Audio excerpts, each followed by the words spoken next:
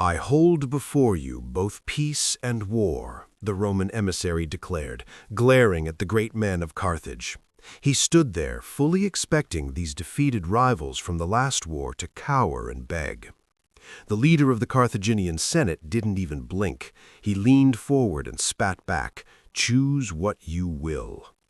The Roman grinned, a smug, self-satisfied smirk. "I choose war." What? And the entire chamber erupted. It wasn't fear, it wasn't hesitation. The senators leaped to their feet and exploded with shouts of, "We accept it." The year is 219 BC. When we last left our boy Hannibal, he was 26 years old, fully leveled up and commanding a massive Carthaginian army in the Iberian Peninsula, which we now call Spain. Hannibal had one guiding principle, a hardcore blood oath he swore to his father as a kid on a sacrificial altar: never be a friend to Rome. He had literally min-maxed his entire existence for one purpose: avenging his father and destroying the Roman Republic. And he was getting close. Hannibal's campaign in Iberia was slowly pushing his territory dangerously near to the Ebro River. Now, the previous Carthaginian ruler in Spain had established this river as the absolute boundary, Carthaginian influence on one side, Roman influence on the other. But here's the kicker. Just south of that river was a wealthy, prosperous Greek trading colony named Saguntum. Saguntum had recently signed a treaty with Rome. Rome claimed that thanks to this treaty, Saguntum was sacrosanct and under their ultimate protection. But Hannibal pulled out the map and argued, "Hey, it's on my side of the river. It belongs to me." So what was our guy to do? He attacks. He lays a brutal siege to the city, completely rebuking the Roman embassies that came to tell him to back off. For 8 agonizing months, the Saguntines held out. They desperately pleaded with Rome for help, begging their powerful ally to come save them from certain doom. And where was Rome?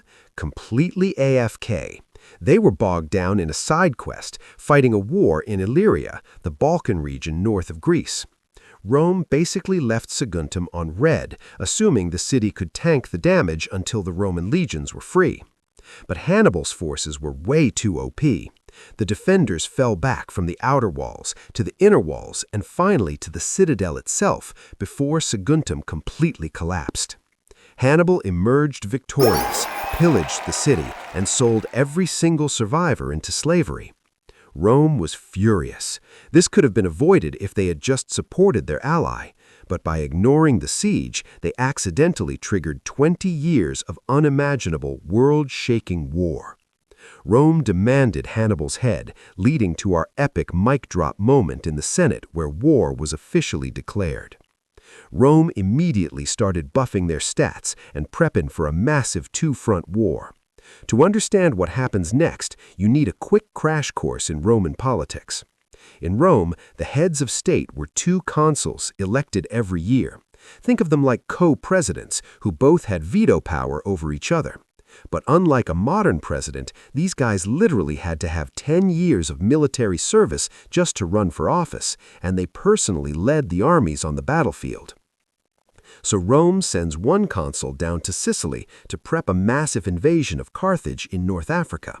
They send the other consul, a guy named Publius Cornelius Scipio, off to Iberia to deal with Hannibal directly. And to guard the home front in northern Italy, they left a tiny garrison of raw recruits and the dregs of former armies, basically level 1 noobs. They figured they had all the strategic choke points covered. But Hannibal is a tactical genius. He knew trying to defend North Africa was a losing proposition, and fighting on his own turf in Iberia would just lead to a slow, grinding defeat. He was going to do the unthinkable. He was going to Leroy Jenkins his entire army across the freezing, treacherous peaks of the Alps and invade Italy directly. On his way across France, his scouts actually bumped into Scipio's Spain-bound invasion force.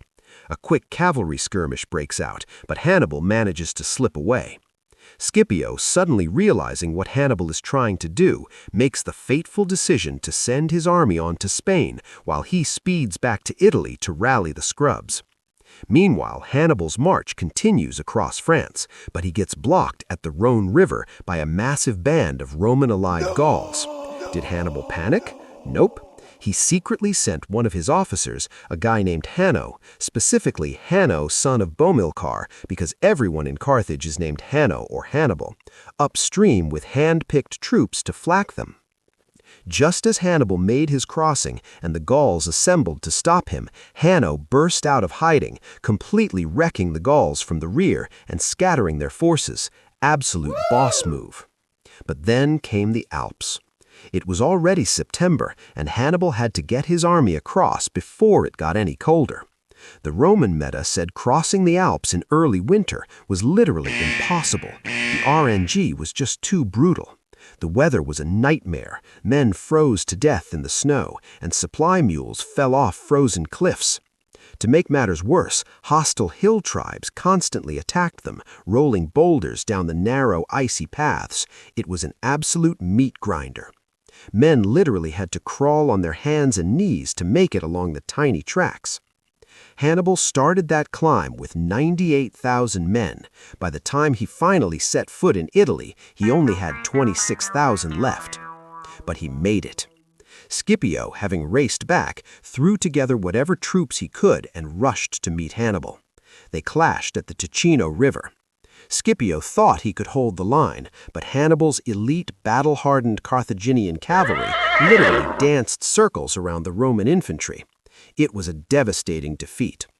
Scipio was gravely wounded and was only saved because his 18-year-old son heroically dove into the fray to rescue his father.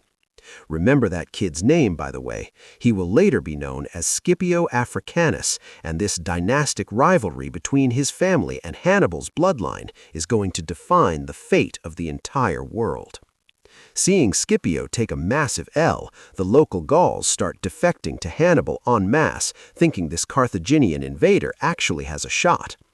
Rome is officially panicked. They recall their other consul, Sempronius Longus, from Sicily, abandoning the African invasion to march north and join Scipio's battered command. When Sempronius arrives, he's itching for a fight. Scipio, nursing his wounds, warns him to wait and use the winter to train their raw recruits, but Sempronius is a hothead. Plus, the Roman elections are coming up, and he desperately wants to farm some glory and secure a massive victory for his political faction before his term expires. He is absolutely not going to be denied this opportunity. Remember how I said the consuls alternate command? Well, when two consuls are together, they trade off who's in charge every single day. Hannibal knows this, and he completely plays Sempronius like a fiddle. It's the winter solstice, the shortest, coldest day of the year, and freezing sleet is pouring down. Before dawn, Hannibal hides his brother Mago with 2,000 hand-picked elite troops behind a small hill. Then he sends a small cavalry detachment across the Trebia River to harass the Roman camp and draw aggro. Sempronius rage quits his tent. It's his day to command, and he orders his men out of bed immediately. He forces them to throw on their heavy armor and literally wade across the freezing Trebia River with the water coming up to their necks. It takes hours to form up 50,000 men with nothing but flags and shouting, so the Romans are standing in the sleet, completely soaked, freezing cold, and starving because they haven't had time to eat breakfast. Meanwhile, Hannibal had let his men sleep in.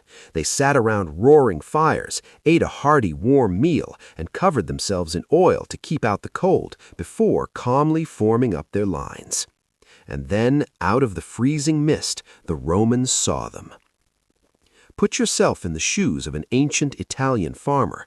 The furthest you've ever traveled is maybe the length of Italy. Suddenly, a towering, gray, lumbering beast emerges from the sleet. It's 2.5 times as tall as you, the length of a chariot, with glistening white tusks and an eerie trumpet roar carrying on the wind. This was literally like fighting monsters to them. They had never even heard of an elephant, let alone seen one, and now they had to fight it with a short spear and a sword. Despite the nightmare fuel and the freezing cold, the Roman infantry actually fought incredibly hard, but their exhausted, freezing cavalry was quickly driven off the field by the Carthaginians. The Numidian cavalry wheeled around and slammed into the Roman flanks, and right at that moment, Mago's hidden forces sprang their ambush from the rear. Everything collapsed. It was a total party wipe. Sempronius barely escaped his life, but his retreat left more than 25,000 Romans dead in the snow. For the first time, Rome realized this wasn't going to be an easy war. They'd invited a strategic demon into their own backyard. Join us next time as Hannibal pushes deeper into the heartland. The Romans desperately try to figure out how to stop him, and the bloodiest war of the ancient world truly begins.